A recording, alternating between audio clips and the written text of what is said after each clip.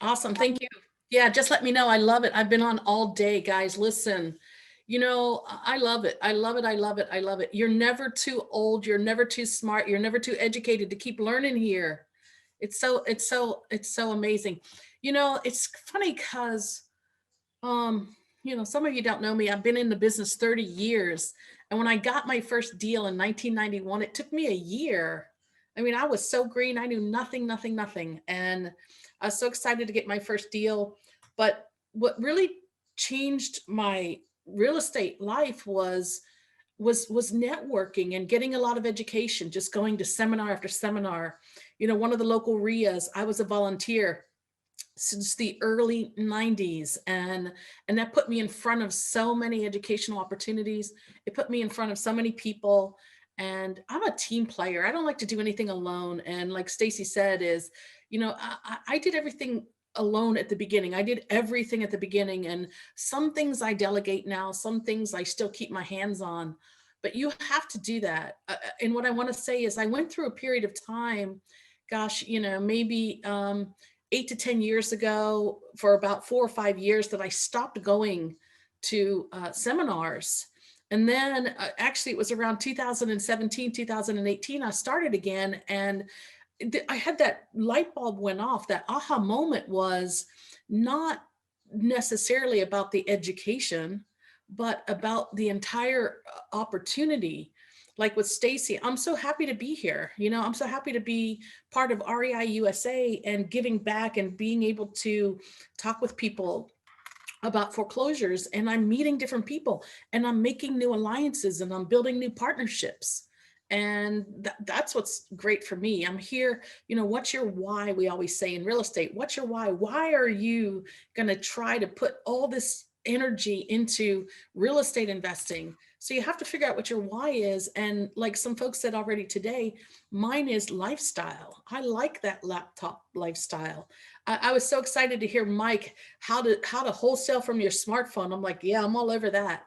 So I just can't tell you enough. Even if you don't feel like you need the education, sometimes it's worth it to invest in yourself, to be in a group like this, or to be in a seminar.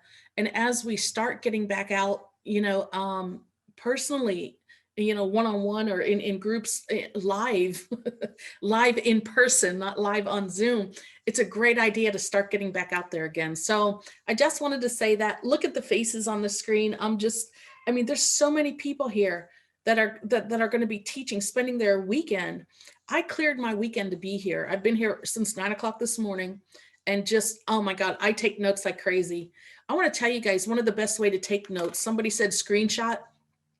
Get a Word document, because I can't write fast enough. Get a Word document. I type faster than I write. And screenshot some of these screens, even though everything's recorded and it's on the REI USA membership site. Screenshot some of your favorite screens and just put it on that Word document. So that's what I do. Anyway, so I'm Darlene, Queen of Foreclosures. I've been in the business 30 years, and my first property ever, took me a year, was a duplex. It was a HUD foreclosure in Lawrenceville, Georgia. And actually, I ended up moving into one side and renting out the other. And that was exciting. If this is a great time for you guys, if anyone is thinking about moving in the next year or so, this is a great time to try to get into foreclosures. As an owner occupant, you have a first look period for a lot of the insured loans. That would be HUD foreclosures, Fannie Mae, Freddie Mac, USDA, VA loans. They give owner occupants an opportunity before investors can actually bid. And that's what it took for me to get my first one.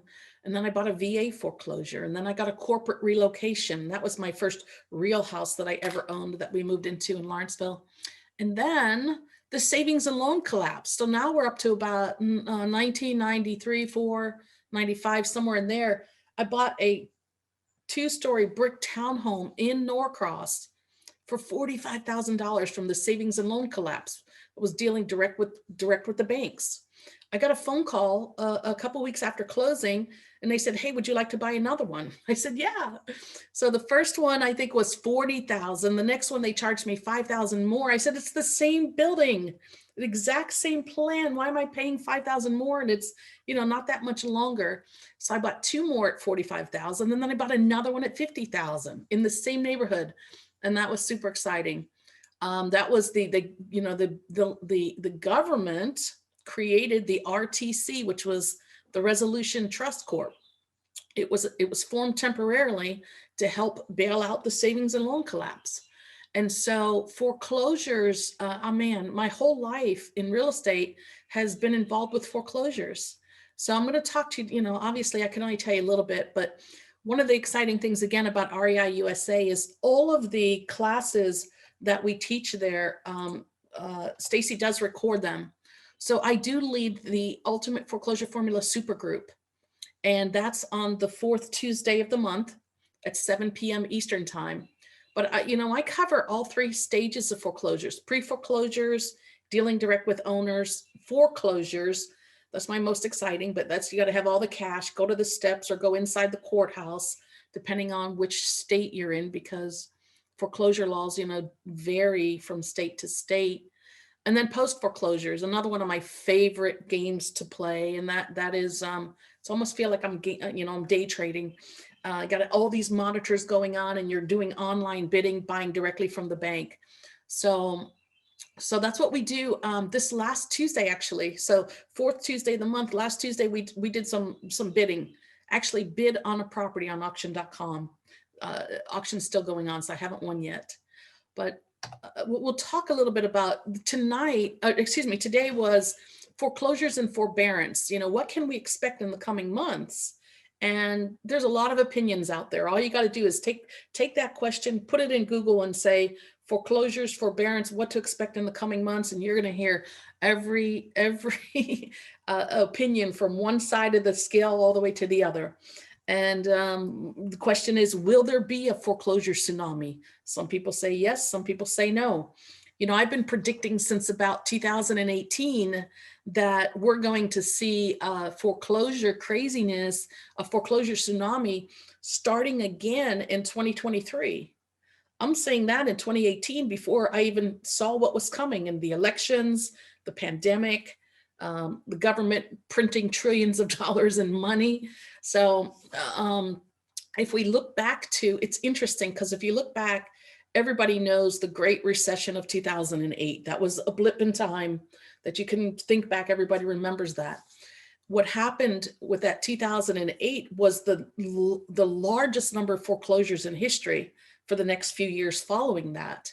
Well, the numbers that are going on right now with the forbearance and the moratoriums are dwarfing those numbers. We're looking at potentially five times those numbers.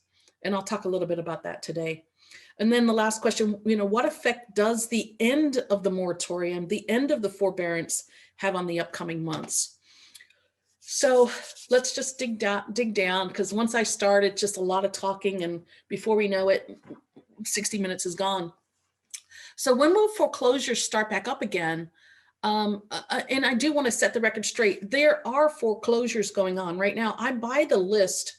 I buy from equitydepot.net. I buy it every month, the entire state of Georgia. Georgia has 159 counties, and the entire state of Georgia right now for this upcoming, which is May 4th, the May 4th auction, there's 427 foreclosures for the entire state.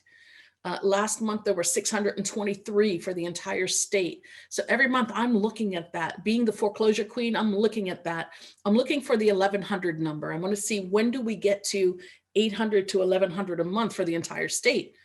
I got to tell you, back in 2010, 2011, 2012, just to use Georgia as an example, Georgia, in one county, in Gwinnett County, DeKalb County, Fulton County, Cobb County, Clayton County, the main 5 counties that make up the core of Atlanta, each county had anywhere from 1,000 to 3,000 foreclosures every month.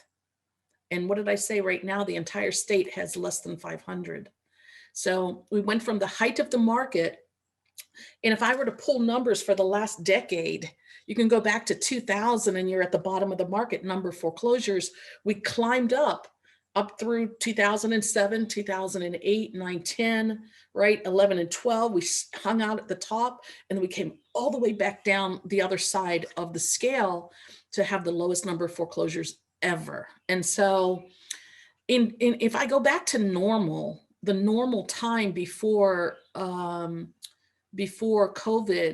in 2019, again, I can use Georgia as an example. In 2019, we had it right around 20,000 foreclosures for the entire year.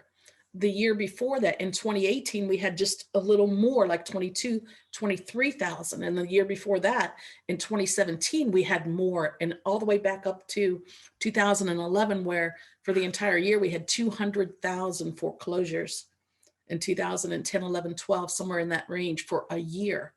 So we're back down to the bottom. It's inevitable that we're climbing back up that mountain again of a foreclosure tsunami.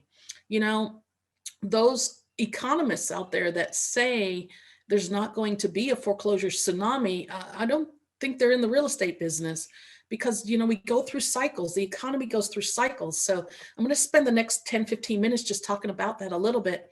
But, you know, take into consideration on my screen here, there 4.5 to 5 million people went into forbearance. That was the government intervened and said to the banks, hey, let's do a friendly forbearance. That means people don't have to qualify. They just have to say, yes, I'm adversely affected by the pandemic.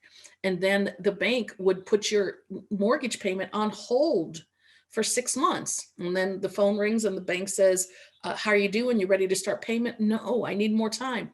So they actually did it 6 months with the 3-month extension, another 3-month extension. So there are folks that have been in forbearance now for 24 months. Now the forbearance ends, actually, you can still start your forbearance up until the end of next month. Now, I don't think you can get 24 months worth, but you can get at least 6 months worth. It does not affect your credit, right? It does not affect the homeowner's credit. But as real estate investors, what we're watching is what happens at the end. What happens when people have formed this habit of not paying their mortgage payments? What happens when the government stops printing money and throwing it into the economy? What's going to happen? That's what we're talking about. That's what we're looking at. The next 4 to 5 years is what's going to happen. So we'll talk more about that. The moratorium, this is where lenders are forced not to foreclose. Now, those are insured loans like FHA, Fannie Mae, Freddie Mac, USDA, VA. Sometimes there's conventional insured. Those loans are not permitted to foreclose. There's exceptions. I just mentioned that in Georgia, 427 for the entire year. We actually, we go to the steps. We still go to the steps. We have one investor that bought 1 or 2 houses in the last few months at the steps. The big iBuyers, Mike, as they're called, the iBuyers are still buying at the steps because they're paying stupid money, crazy high money. So they're still buying at the steps. But it's just very few. They have to be second mortgages. They have to be reverse mortgages. There are HELOCs. There are HOAs that are foreclosing. So there are some foreclosures, but they're very few. Well, Darlene, you know, you're all about foreclosures. Can you really buy foreclosures right now? So we'll talk some about that. Again, at the very bottom, I predict that we won't start seeing mortgage foreclosures until late September. I believe we'll start to see them by the end of this year, but not en masse until after the spring market next year. So I think by 2022, the 1,100 that I'm looking for, I'll start seeing 1,100 a month. I just came up with the number, 1,100 a month in the state of Georgia, and it'll probably double within 60 to 90 days after that. It'll probably double again until it gets to the thousands. And that, to me, again, would probably be about 2023. At the beginning of that craziness, and it'll go on for 3 or 4 years.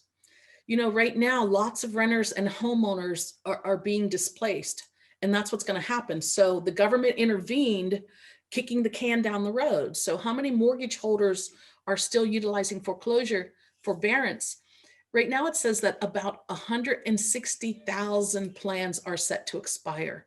So what happens once those forbearance deals expire? Now, keep in mind, the only way you could get into the CARES Act forbearance was if you were current at the time of asking the lender if you could go into forbearance. And that started with March 2020, all the way up until June of this year, you can start a forbearance, but you have to be current. So those were current mortgages. I hear people calling that forbearance a mortgage, a foreclosure incubator. So these are just foreclosures waiting to happen. If I look at the number of, 3.5 to 4 million people that have been in there, even if only 25% of them go into foreclosure, if 75% go back to making payments and can handle their financial situation, 25% is still 2.5 times the number that we saw back in 2008. So it's a big number. In the middle paragraph, the $1 million questions everybody's asking: what are foreclosures going to look like once the foreclosure moratorium and the foreclosure programs come to an end? Will we see all those borrowers in forbearance end up in default? I say we're going to see a certain percentage. We're not going to see all of them, but we'll see a certain percentage. The moratorium, so keep in mind that this foreclosure pipeline is swelling and swelling and swelling. So when the lenders are allowed to foreclose, that's going to burst open. Moratorium is held on foreclosures that were in default. So lots of families have been in default. So you've got two big buckets here: those that were not in default in forbearance, millions, and those that were in default in moratorium, and it's just swelling, waiting to blow up. So the short answer, according to some folks, there probably won't be a foreclosure tsunami. I beg to differ. I don't agree. I absolutely don't agree. Will there be another extension of forbearance and the foreclosure moratorium? Right now, everything is ending at the end of June. I hear murmuring out there that it'll go on till the end of September 2021. I tend to believe that might happen, but there are also some other things in the works also. So this is something I've heard, and I believe that we're going to continue to kick the can down the road until 2022. Again, we'll see some hit foreclosure at the end of the year, but I think, again, the majority of them we're not going to see until after spring 2022. Homeowners behind on their mortgages could get a reprieve on any foreclosure until 2022. Once again, you want to you can look up the CFPB, Consumer Financial Protection Bureau. They want to put some safeguards in place. They want to protect, basically, they want to protect the economy. They want to protect the owners. They want to protect the banks. So they're working right now to try to put something in place. Right now, it says about 2.5 million homeowners are still enrolled in some type of forbearance. And even with these programs, about 5% of homeowners are currently delinquent. And that's a big number. It doesn't sound big, but it's a big number also. Give borrowers time. The proposed rule would provide a special pre-foreclosure review period that would generally prohibit servicers from starting foreclosure until after December 31st, 2021. So there again is another stall. Give servicer options. Extend the loan's term by no more than 40 years from the modification's effective date. So if a homeowner is in forbearance right now, and they're talking to the lender and they want to get a modification, they literally could take that loan over the next 40 years. That's super exciting to me. We do a lot of creative deal structuring. So when it comes to pre-foreclosures, we're buying directly from the homeowner. And a lot of times in some markets, in some parts of the cycle, the property's upside down, right? There's no equity. It's underwater, however you want to say that.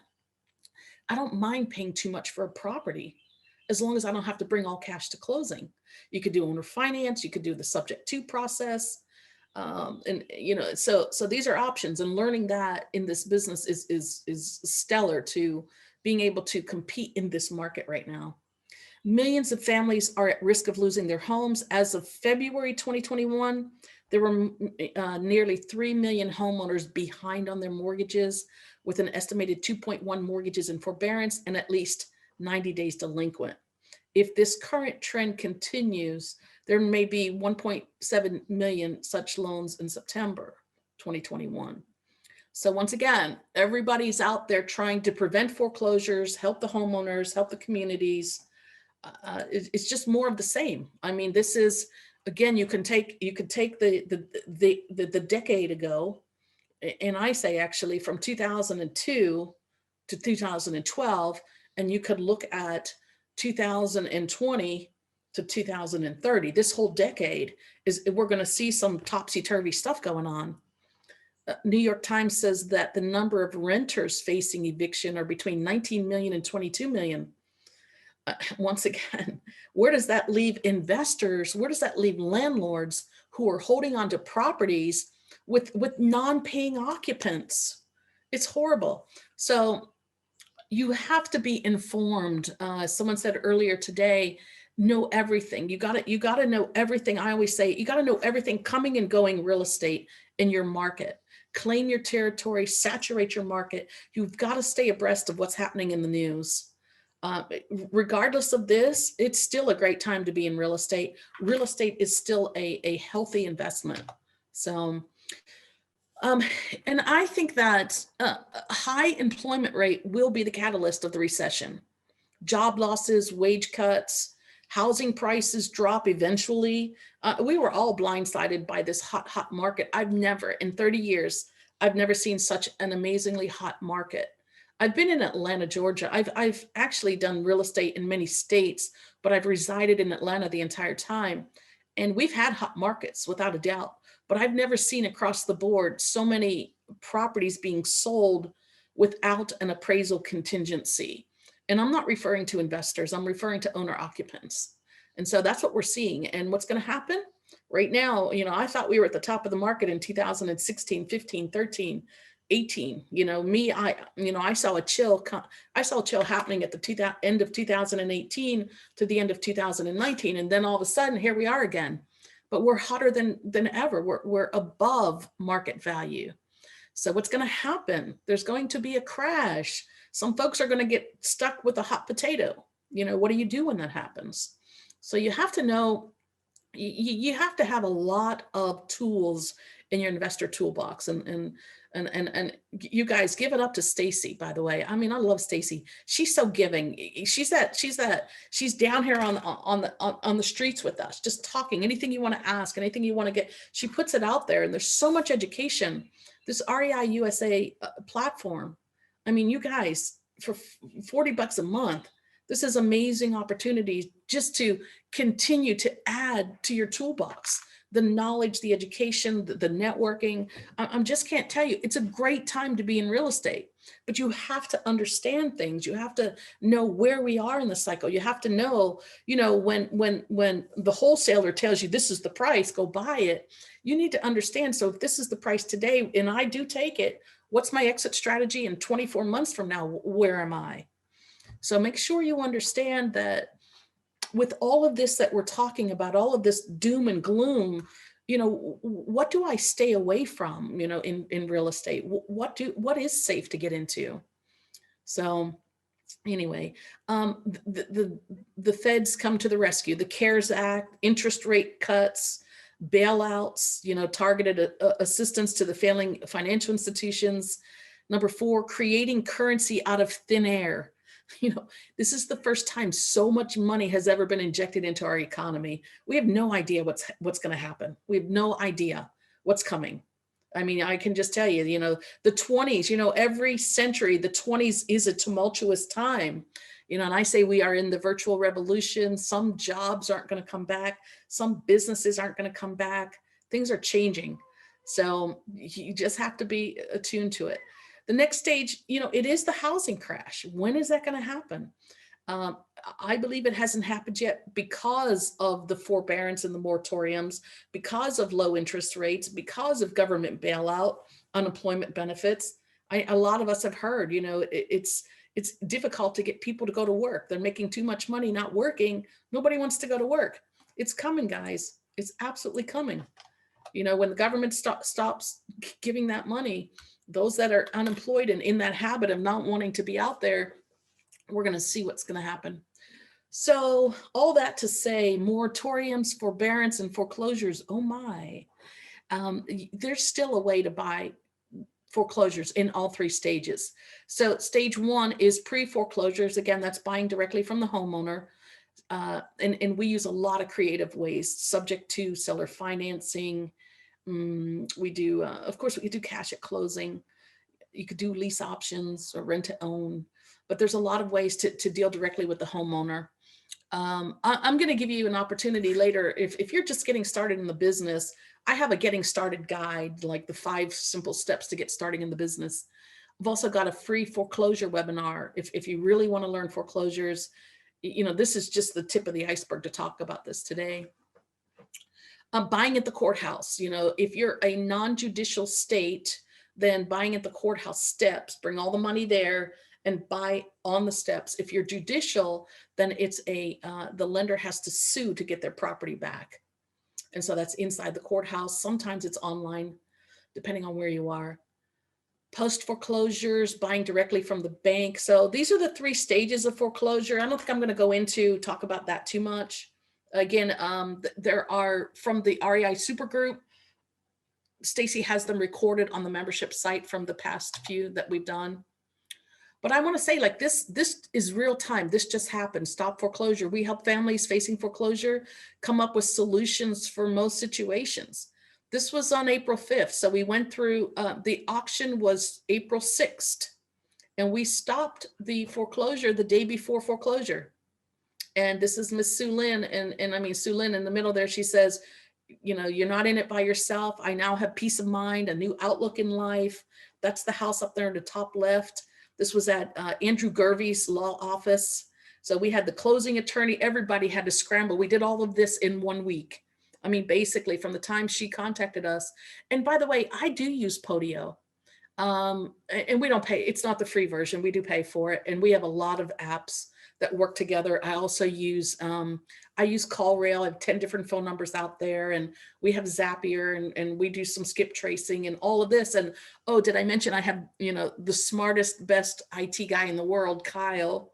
So without Kyle, I wouldn't be a really good user. I'm a good user of Podio, but together we built, what we have. And so CallRail's phone calls go right into Podio. And anyway, what we did on this campaign, again, I told you I buy the list every month. So I do direct mail, we do door knocking.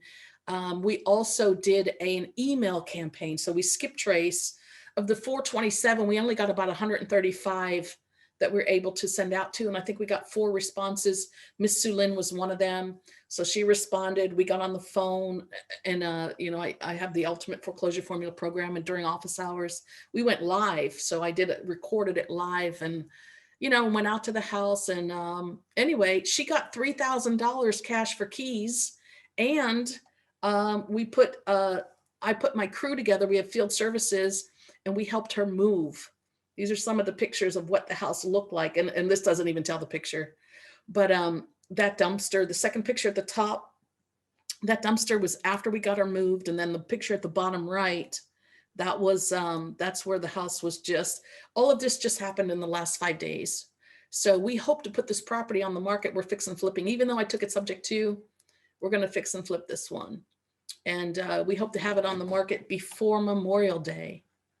Now, there's a lot of things to talk about here, but she was very happy. I mean, she was in tears. She was excited. And that's one of the reasons we do foreclosures, is you get to help a lot of people. We also do probate. That's Kyle's strength. That's Kyle's niche. Mine's foreclosures. So there are many ways to find motivated sellers, and that's the key to the business. Like I said, I'll give you the link to get the free getting started. You could do direct mail, you could do emails, outbound phone calls, text messaging, driving for dollars, door knocking. We just recently went out with a group of us, and it's fun. We went out driving for dollars, got rained on more than half the day, but we had 2 phone calls. From putting out flyers, we put out like 150 flyers and postcards. We had 2 phone calls before we were finished. So we start with a list. Like I might start with the pre-foreclosure list, and I had 16 addresses, but we only made it out to half of those that day. But I'm also looking for what else is happening. What It's like Mike was saying, I want to farm that neighborhood, right? I want to take neighborhoods that are just prime for what we do. And so that's kind of what our strength is saturating markets. You could target expired listings, the MLS, for sale by owner, Craigslist, Facebook, Instagram, Zillow. So many ways to find motivated sellers. And the key in the business right now is finding the motivated seller, is finding somebody to talk to. Burned out landlords who are worried, vacant properties, those are always good targets. Online bidding, buy direct from the bank. It's kind of tough to compete. I'll be honest. It's tough to compete with the big guys out there, but I would still do it. And I'm doing it. Now's the time to get ready so that when the dam opens, there's all of these properties in REOs on the auction platforms.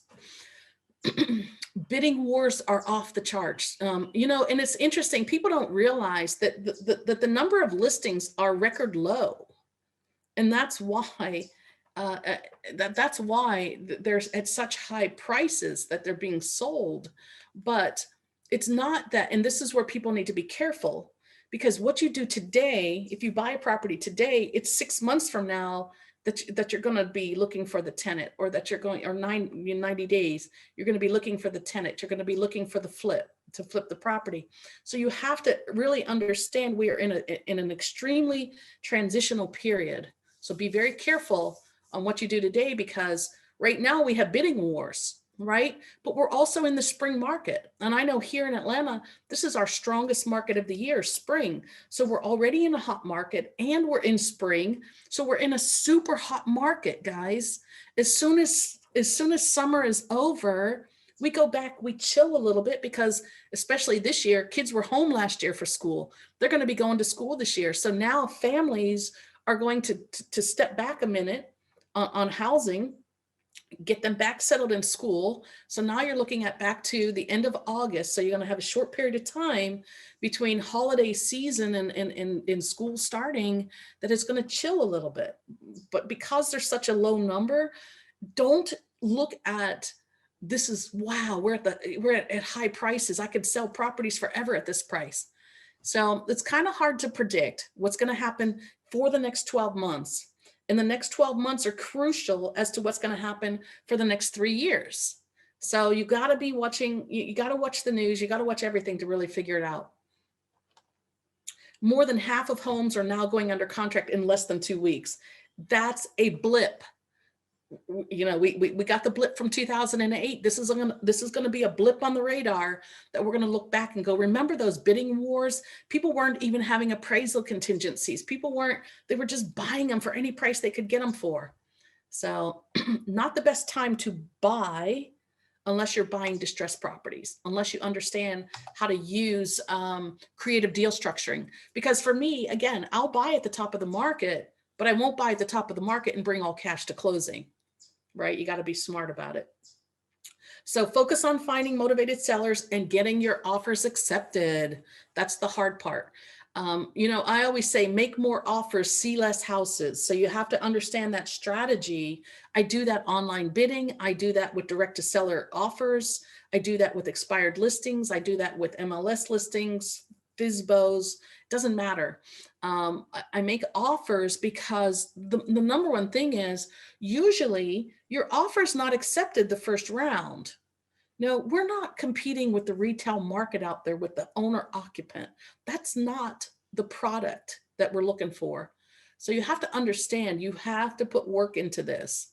Those of you who have a lot of money and trying to get into real estate and think you're going to buy 5 deals just by saying that you want to, there's a lot of work that goes behind it. You can spend money, you can spend time, or a little bit of both. There is work. But once you get that training right now, once you do what you need to do, in 18 months from now, 12 months from now, you're going to find a lot more inventory to be choosing from. So what happens? Multiple offers in the seller's market. Your offer is in a performance. That's what I want you to understand. You're performing. And so I train investors how to put your best foot forward, right? Make a strong offer. Expect that. There's some people out there that'll say, if you got your offer accepted, you made your offer too high. I'm sure we've all heard that, right? So I'm not expecting my offer to get accepted. I am expecting a response. I want a response. So if I understand that what I put in my first offer is not what I really intend to do. However, I'm prepared that if they accept my low price, if they accept my offer, I have to be prepared to close next Friday, or to close in 21 days, or to close in 2 weeks. So you have to be prepared. Don't ever put anything on there that you backed yourself out into a corner you can't get out of. But for the most part, I'm performing, and I want to show myself as the best performer, right? They got a lot of people out there. If you're in markets like Atlanta, you're getting, like the land guy said, 5 to 1. You're getting every week. You're getting somebody contacting you saying, "I want to buy your house." That's what the homeowners. That's what you're competing with. So put your best foot forward. One, offer a really big earnest money deposit. If you're paying all cash at closing, or if you're getting an 80% loan and your down payment's 20%, build your offer so that your earnest money is bigger than everybody else's. There's times that my earnest money equals my offer price, but I'm prepared to close in 10 days. So I may say my offer price is $89,000, earnest money $89,000, due within 10 days. You guys catch that? My earnest money is what I'm going to buy the property for. So people, they're kind of a little bit of a diversionary tactic, but you got to be in the performance mode. Provide a POF, that's a proof of funds letter. Get pre-approved before you make your offers. You want to do your price, their terms. So you have to be smart. Mr. Jones, why are you selling? What's your situation? What do you want to have happen? How soon did you want to close? PCD is projected closing date. Those are the things I want to know. I don't care when I close. I care that I get my price. So if I find out everything else the seller needs, I'm going to give him everything except the price. On the other hand, if he's asking too much money and I'm okay with that, I'm looking for cash flow. I want to make at least $300 a month or more, right? On my buy and hold property, whether I take it seller finance, subject to, lease option, doesn't matter. I don't care if I pay too much for it. I don't care what the interest rate is. I care what the monthly payment is, period. End of story. That's the one I give. Seller's price, your terms. Investors can't get this right because it's difficult. It goes against human nature to pay too much for a house, right? It goes against investor nature to pay too much for a house. So, but it doesn't matter if you're looking for cash flow. No contingencies is the strongest performer. All you newbies, you're not allowed to do no contingencies unless you have a partner that tells you to do it that way, an experienced partner. But I make no contingencies on a lot of my offers. Be willing to pay more than the appraised value. We just talked about that. Ask to be accepted as a backup offer. Write that down. That's another good technique most people miss. If you have an amazing rapport with the agent or with the seller, if you were able to get someone to talk to you, but they already took another offer, ask them if they would accept yours as a backup offer. If that contract, 40% of what you buy out there is never going to be on the first offer. Maybe 60% is not going to be on the first offer. So be ready. Now's the time to prepare for the foreclosure tsunami. Stage 3, post foreclosures, buying directly from the bank. I want you guys to practice. And I teach this in the ultimate foreclosure formula. And again, when we do REI USA, I love doing bidding. We'll get into some bidding. We did one last Tuesday night. But you got to know your formula. There's acronyms, and you can learn on the membership site. What is MAO? What is ARV? You got to know your MAO, the maximum allowable offer. You have to know your formula in order to come up with your MAO. But write this down. Once you know your MAO, go on these auction sites and just start with your territory. You need all of these because there's so few REOs out there right now. You need all of these different auction sites. But look at your area that you're familiar with, that you can go drive in an hour and a half or less, right? And do your research, get the MAO, look at the opening bid in any one of these that has an opening bid that's equal to or less than your MAO, you should be bidding on them. If you're talking about doing a career in real estate investing, you should be bidding. I got an award from auction.com in 2014 I led a team. We bought $75 million worth of houses in 1 year. We had all of these if you can see, I've got 2 monitors over here, 2 monitors over here, and my laptop right here. And this is what we do. We just sit there and you just crunch numbers constantly. And we've got Zillow open, we've got MLS open, we've got auction.com open, we've got all the different sites open that we need to be looking at. And we got Podio open because Kyle built an amazing program in Podio for us. And so we run preliminary analysis, and I'll show you how if you want to send an offer that way. But anyhow, so let's start the bidding. Closing and funding your purchases, you got to be prepared for that. But these are the most common real estate auction platforms: auction.com, HUD Home Store, Fannie Mae's HomePath, Freddie Mac is Home Steps, Hudson and Marshall, Zome.com, Hubzu.com. And tips on winning bids: number 1, follow up, follow up, follow up. You need to track the end of the auction results, because what happens, keep this in mind, time changes things in real estate. So today the lender said, my reserve is X and I'm not going to sell it for less than X. But by the end of the quarter, or by the end of December, they decided they got to get it off their books regardless of what the price is.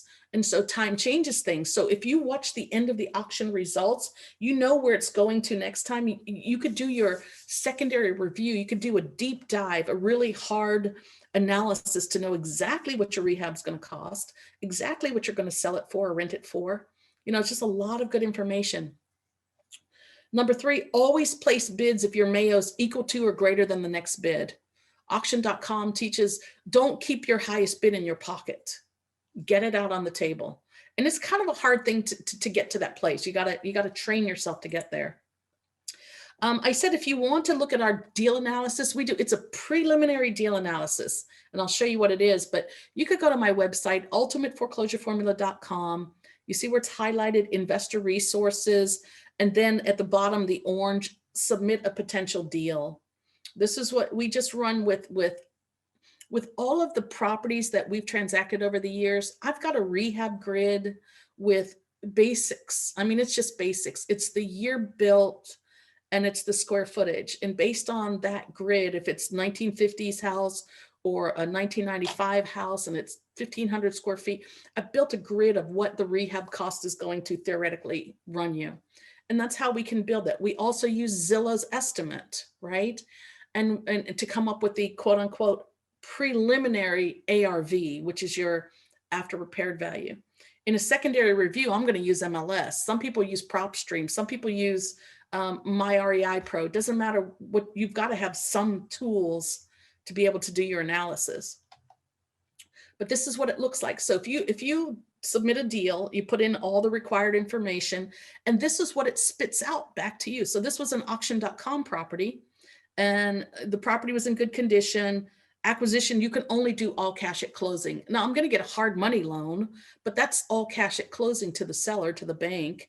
My exit strategy is fix and flip. All of this came out of Podio. This is a Podio web form. And then seller's asking price, I put 1 is a placeholder. There's required fields when you do this potential deal, submitting a potential deal. So if you don't know it, just put a 1, put a 1, put a 1. I get students call me all the time. It's not working for me. Well, it's not working because you missed some required fields. So just put a 1. It's not going to help you if you don't put any data in there, but just to get through it, you got to put 1s if nothing else. So the proposed rehab renovation budget is $20,000. DAR's renovation budget, that $28,000 came off the grid based on the fact that this is a 2007 2,900 square foot house. So based on 2007, 17, what's that, 14 years old, I'm saying it's going to cost $28,000, generally speaking, right? So based on my formula, in highlight, the Mayo is 157,208.65. Based on a little bit more review, the cash Mayo at the bottom came to 179,650. 1, I said I don't have to do that much renovation. 2, I said I'm not going to spend as much on my debt service, my hard money that I thought I was originally. 3, look right above the highlight, Zillow's estimate's 278. My ARV is 300,000. So it gives me the preliminary, but then it also gives me the secondary review if you put enough good information in there. I'm excited about it. I mean, we used to do this on spreadsheets, believe me, for at least 10, 12 years, but now we're doing it in Podio. So this is available to you if you want to use it. I love it. Also, if you're just getting started with foreclosures, I have a basic foreclosure webinar. You could take your phone, and that is a QR code. You could do that. I can put this, I think I can put this in the, yeah, maybe later. I can't even find, oh, there it is. I can put this in here. Control V. So this is how you get the REI USA bonuses. This would be the free webinar for starters. Also, this is the 5 easy steps to investing in real estate. Tell you something, guys, it's very simple. All of you people who have lots of education degrees, you're too smart.